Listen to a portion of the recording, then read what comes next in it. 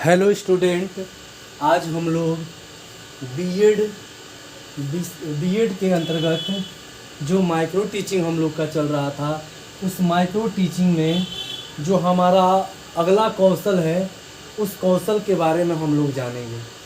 तो हम लोग दो प्रकार के कौशल जान चुके हैं।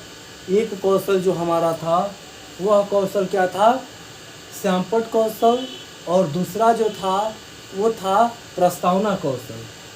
प्रस्तावना कौशल में हमने ये बताया था कि प्रस्तावना कौशल में बच्चों से प्रश्न पूछकर उनके पूर्व ज्ञान को पता किया जाता है कि बच्चे कहाँ तक जानते हैं।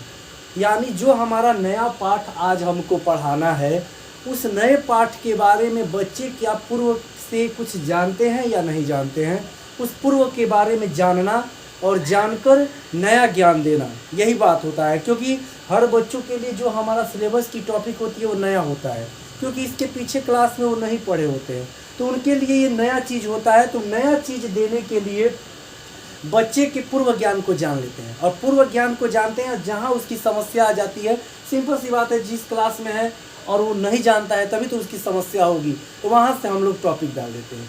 तो जैसे हमने पूर्व ज्ञान में पढ़ा था कि जहाँ बच्चा का समस्या आ गया, केवल हमको प्रश्न निकालने को सिखाया गया था कि बच्चे को प्रकरण निकालने, मतलब कि जो छात्राध्यापक है, जहाँ बच्चे की समस्या आ गई वही उसका प्रकरण हो जाएगा, आज की टॉपिक हो जाएगी। यहाँ तक बस निकालने आपको आ गया, वो था प्रस्तावना कौशल। यानी शिक्षक के अंतर्गत, शिक्षक के अंदर जो छात्राध्यापक और छात्राध्यापिका है उसके अंदर यानी प्रश्न यानी प्रकरण निकालना आ गया। अब जो है अगला हमारा कौशल है वो व्याख्यान कौशल है।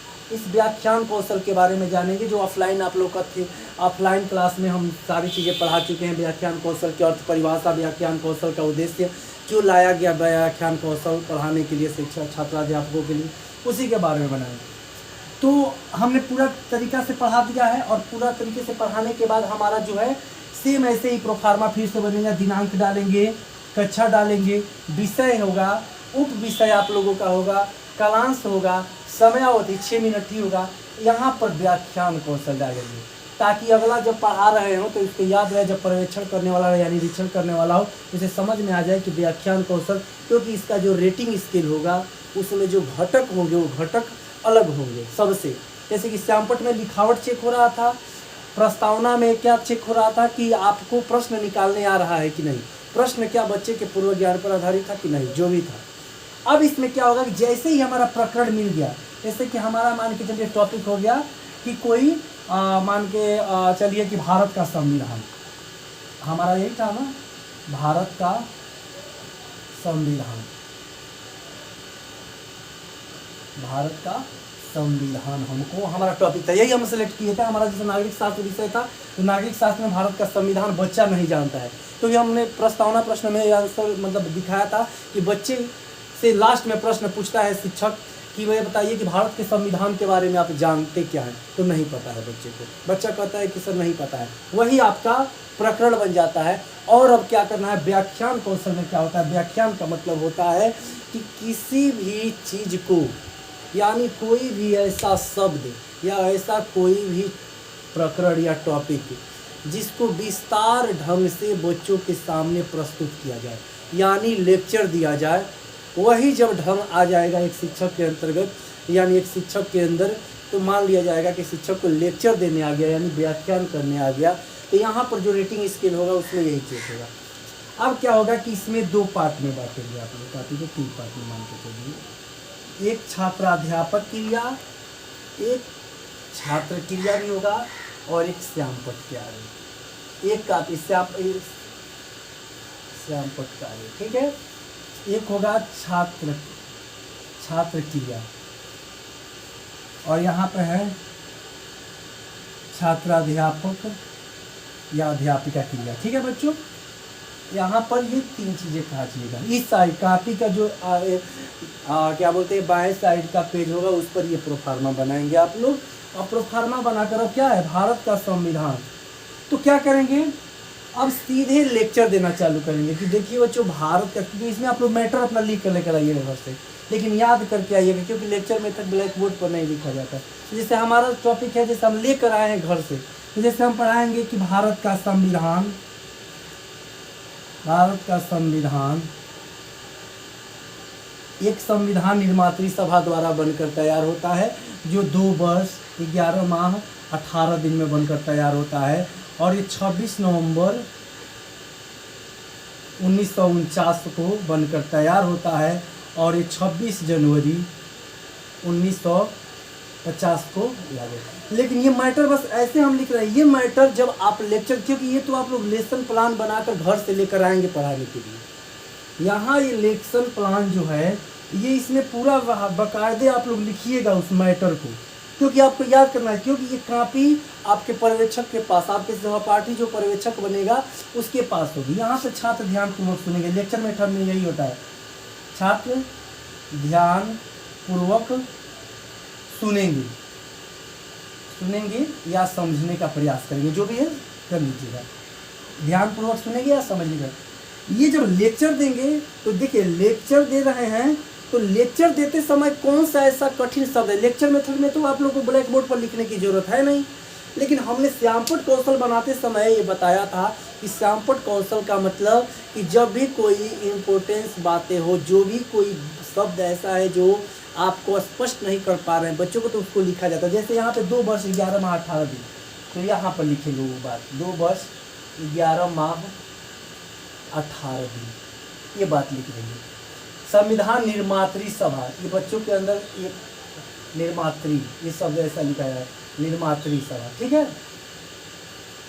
निर्मात्री सभा। उसके बाद क्या है कि बहुत ऐसे 26 जनवरी 1950, 26 जनवरी 1950, ये सब जो इम्पोर्टेंस बात है ये ब्लैक बोर्ड पर लिखिए, क्योंकि ये जो आपका कॉपी होगी आपके पर्यवेक्षक के पास होगा, तो बस ये याद करके आइएगा। और जब याद करके आएंगे तो ये याद करके यही लेक्चर आप देते रहेंगे। बस आपको याद करने के लिए यहाँ पर लिख कर लेकर आना है घर से, और लिख कर लेकर आएंगे तो जब इम्पोर्टेंस कोई बात होगी तब वहाँ पर ब्लैक बोर्ड का प्रयोग करना है। इस समय ब्लैक बोर्ड का प्रयोग व्याख्यान कौशल करते समय ब्लैक बोर्ड का प्रयोग नहीं करना है, टोटल का टोटल अपना का लेक्चर मेथड होगा। जब इतना सारा बात हो जाएगा तो फिर से आप लोग को साइड में आप लोग को क्या है कि सेम यही बातें रहेंगी, ऊपर का सब कुछ वही रहेगा। आप लोग क्या कीजिएगा, इसको याद रखिएगा। फिर से सेकेंड पेज पर आप लोग इसी का रेटिंग स्केल बना दीजिएगा, जो आप लोग का बता रहे हैं ना साइड वाला पेज पर रेटिंग स्केल आप लोगों का रहेगा, जो यहाँ पर बना लीजिएगा रेटिंग स्केल, मूल्यांकन सूची जो आपका होगा इसे बना लीजिएगा। सब कुछ वैसे ही रहेगा, जो भी प्रोफार्मा आप लोग अभी तक बनाते हुए आ रहे हैं। जो भी यहाँ पर होगा तो यहाँ पर होगा व्याख्यान कौशल के घटक, जो आप लोगों के व्हाट्सएप पर हम भेज देंगे ग्रुप में, इसको उतार लीजिएगा। आप लोग कितना होगा, जो भी होगा आप लोग उतार लीजिएगा रेटिंग स्केल के टाइप में। और यहाँ पर जो मूल्यांकन होता है रेटिंग स्केल में यही होगा कि लेक्चर, जैसे श्यामपट्ट पर क्या था, लिखावट सही देखना था। प्रस्तावना कौशल में क्या था, घटक क्या था कि प्रस्तावना कौशल में कि प्रश्न पूर्व ज्ञान पर आधारित था, प्रश्नों में निरंतरता बनी थी, प्रश्न क्या हमारे विषय से थे। वैसे ही व्याख्यान कौशल में ये होगा कि भाषा स्पष्ट थी, ठीक है, भाषा स्पष्ट थी शिक्षक की। तो ये जो आपका पर्यवेक्षक बैठेगा ये चेक करेगा कि क्या आपकी भाषा क्या स्पष्ट है कि या मतलब कि क्या है, जो अपनी पाठ की प्रस्तुतिकरण है क्या वो रुचिपूर्ण था, जो आप भाषा का प्रयोग कर रहे हैं वह रुचिपूर्ण था, ठीक है। जो पढ़ाने की गति थी, यानी जो लेक्चर दे रहे थे उसकी गति थी, क्या थी वो गति कैसी थी, निरंतर सही थी, ठीक है, या गलत थी, क्या थी, ठीक है।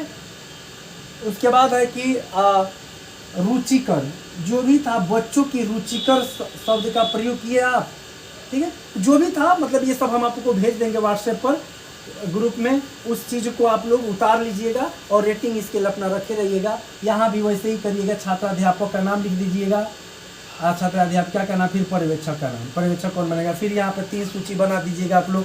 एक तो सुझाव के लिए बना दीजिएगा, सुझाव और आलोचना जो आपका पर्यवेक्षक होगा, इसके अलावा भी कुछ आप लोग को सुझाव देगा। तेज़ बोलिए, धीरा बोलिए, आपकी आवाज़ बड़ी जल्दी जल्दी थी, पढ़ाने की गति बहुत तेज़ थी, तमाम प्रकार के कमेंट करेंगे। जो भी कमेंट आपको करना होगा, या बहुत लोग जाते हैं तो ब्लैक बोर्ड पर सो जाते हैं, तो वो कहेगा कि आपकी जो गति थी बहुत धीमी थी, ऐसे तो आप सिलेबस ही नहीं पूरा कर पाएंगे, तमाम प्रकार की बातें।